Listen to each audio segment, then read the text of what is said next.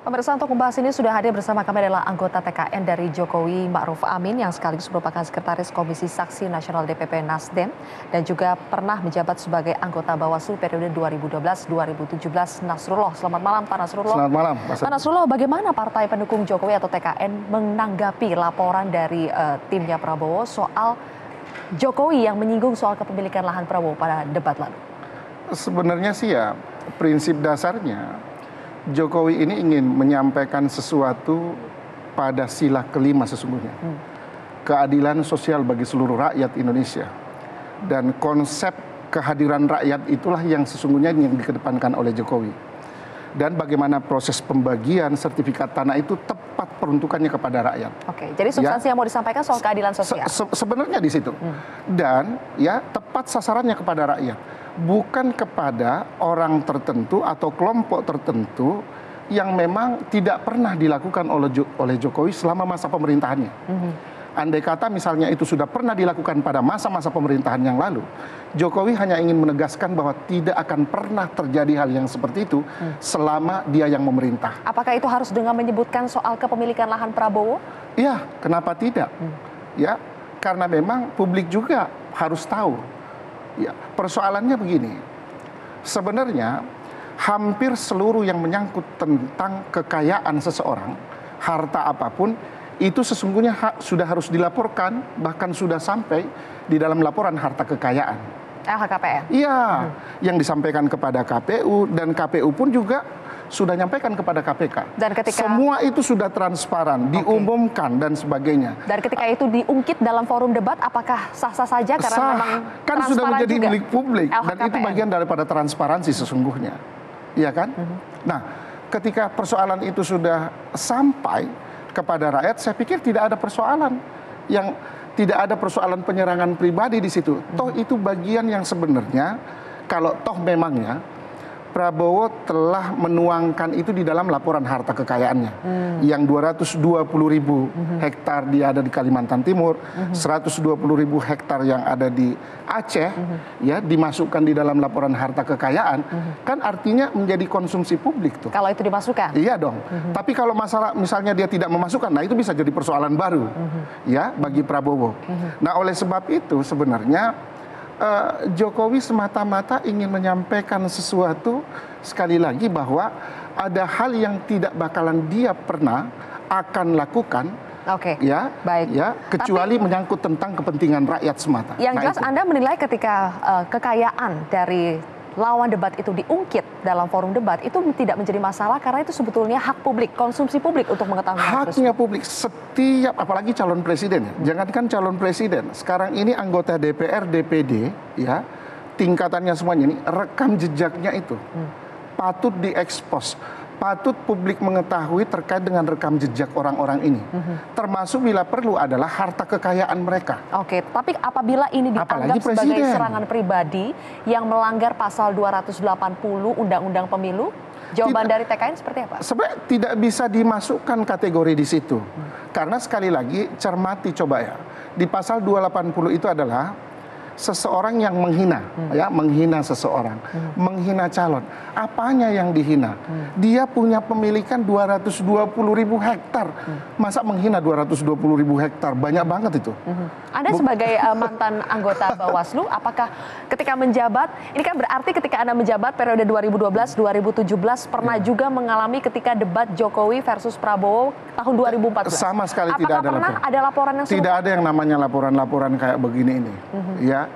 Karena memang proses itu ya ketika mereka waktu itu debat tidak sampai sensitif seperti ini nih, kondisinya.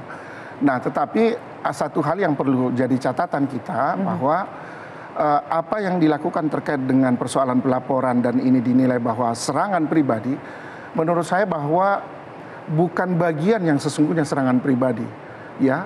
Kalau itu dianggap melanggar ketentuan yang terkait dengan pasal 280, maka sekali lagi ini bukan kategori penghinaan. Ini bukan kategori penghasutan, ya, dan lain sebagainya. Fitnah apalagi. Pak Nasrullah, bagaimana sebetulnya cara kerja dan logika hukum yang dipakai Bawaslu ketika menangani laporan yang seperti ini? Jadi begini, sebelum ia melakukan klarifikasi, ya, maka sesungguhnya mindset itu yang harus dikedepankan dulu, ya, melihat bahwa kita ini dalam konteks berpemilu, ya, tidak hanya terjebak di dalam proses prosedurnya semata, ya, penegakan hukum semata, tetapi ada hal-hal yang jauh lebih penting. Apa itu jauh lebih penting? Menyangkut tentang bagaimana cara mampu mengamankan, mampu merealisasikan persoalan pemilu ini dengan baik. Oke, jalankan itu dengan itu. Oke. Nah, ini dulu nih. Ya. Ada hal yang menyangkut tentang kepentingan publik yang harus dikedepankan. Pak Nasrullah, ini kan ada kekhawatiran ketika ajang debat itu dijadikan sebagai ajang untuk melaporkan satu sama lain, ada kekhawatiran justru nanti apa sebetulnya esensi debat kalau bukannya untuk mengetahui kualitas pemimpin. Itulah makanya. Ini bagaimana menyikapi hal ini? Itulah makanya saya kalau kayak begini ini modelnya saling lapor-lapor kayak begini nih, mohon maaf ya, dari sana yang menyampaikan laporan, kita nggak pernah nyampein juga laporan kok, ya. Ada sesuatu hal yang aneh menurut kita bahwa ketika ada sesuatu yang memang patut disampaikan kepada publik, dan sekali lagi hak publik, di sini persoalan hak publik, ada hak publik yang memang tidak perlu ditutupi. Publik perlu mengetahui secara keseluruhan terkait dengan persoalan jejak rekam seseorang. Apalagi ini menyangkut tentang calon kepala negara yang akan memimpin bangsa ini ke depan.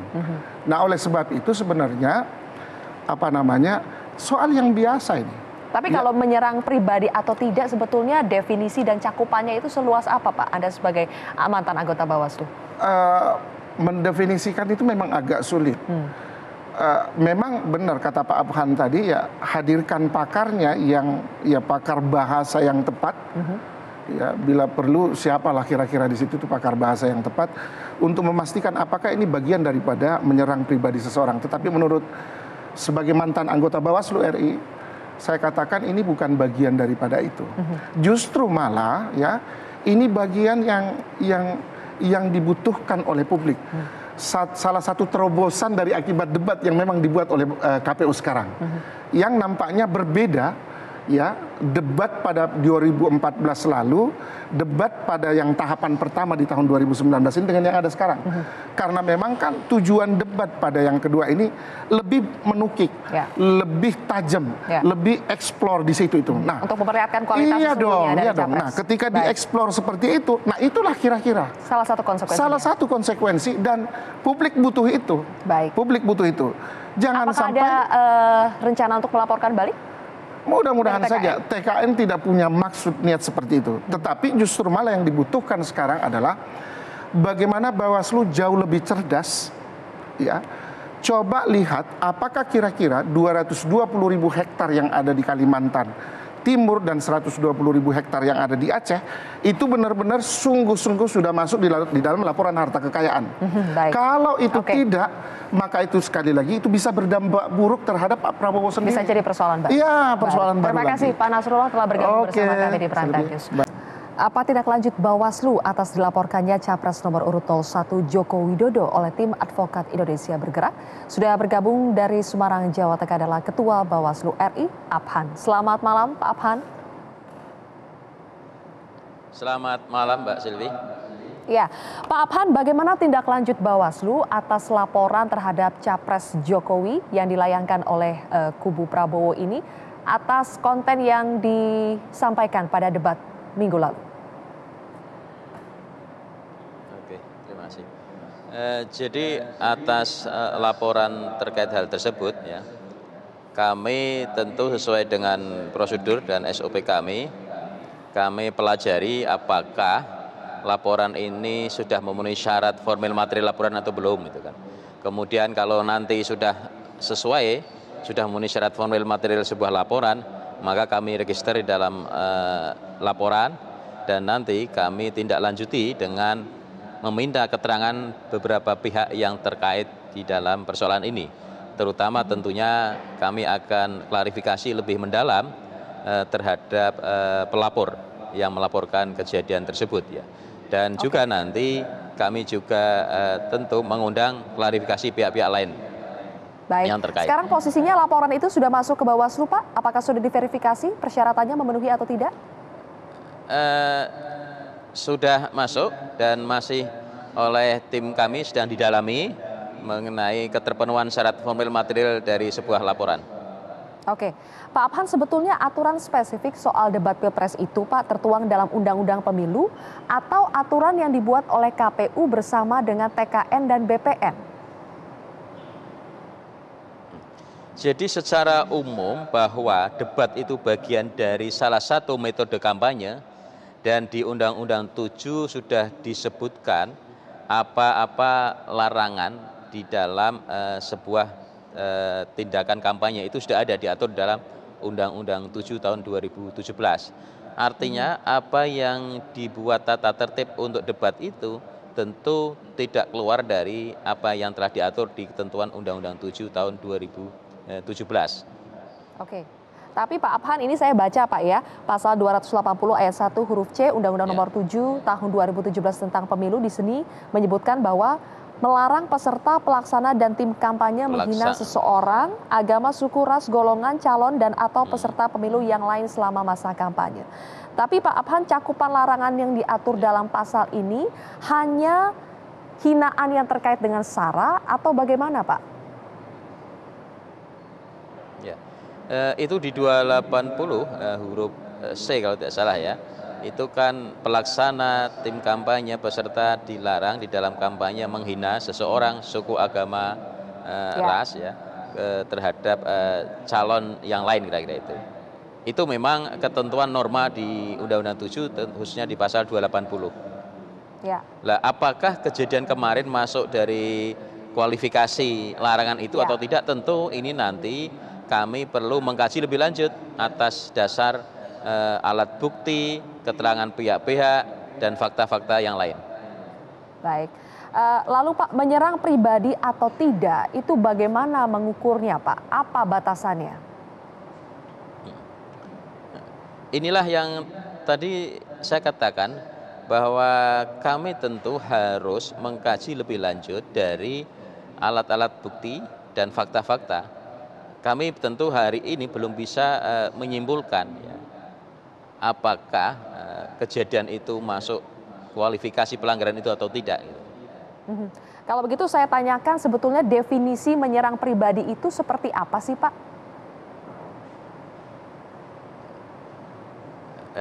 Ini kan harus diuji lebih lanjut nanti, apakah di dalamnya ada kebenaran atau fitnah.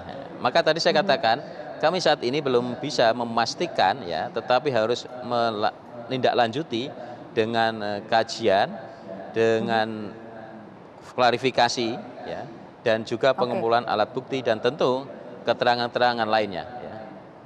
Baik, Pak Abhan, laporan yang terkait dengan konten soal kepemilikan lahan yang disinggung oleh Capres Jokowi, ini baru satu laporan atau sudah lebih dari satu Pak? Sampai hari ini tadi ada 2 laporan yang masuk ke kami. Laporannya sama, substansinya soal kejadian di debat. Sama, substansinya sama, kejadian pada saat debat pada tanggal 17 itu. Tadi Anda menyebutkan akan mengkaji dan juga memanggil pihak-pihak terkait. Apakah termasuk Bawaslu akan melibatkan misalnya pakar-pakar seperti pakar bahasa? Ya, tentu itu nanti kami akan minta keterangan ahli dan sebagainya ya, keterangan ahli dan saksi fakta.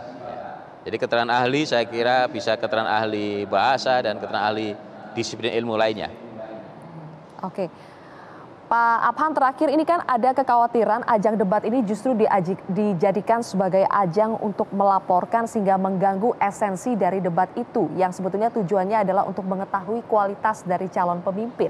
Bagaimana Bawaslu menanggapi kekhawatiran ini Pak? Kami kira bahwa di dalam kampanye ada aturan mainnya. Artinya apa? Seluruh peserta pemilu dalam hari ini debat itu adalah pasangan capres ya, ataupun calon presiden ya, dan wakil presiden, tentu untuk tetap mentaati seluruh aturan di dalam aturan berkampanye. Debat adalah bagian dari salah satu metode kampanye. Baik, dan kalau begitu terima kasih. Debat dan kampanye ini kan untuk melakukan pendidikan politik kepada masyarakat. Ya. Baik, kita tunggu Pak bagaimana nanti penanganan laporan ini dari Bawaslu. Terima kasih Ketua Bawaslu RI, Pak Abhan telah bergabung bersama kami di Prime Time News.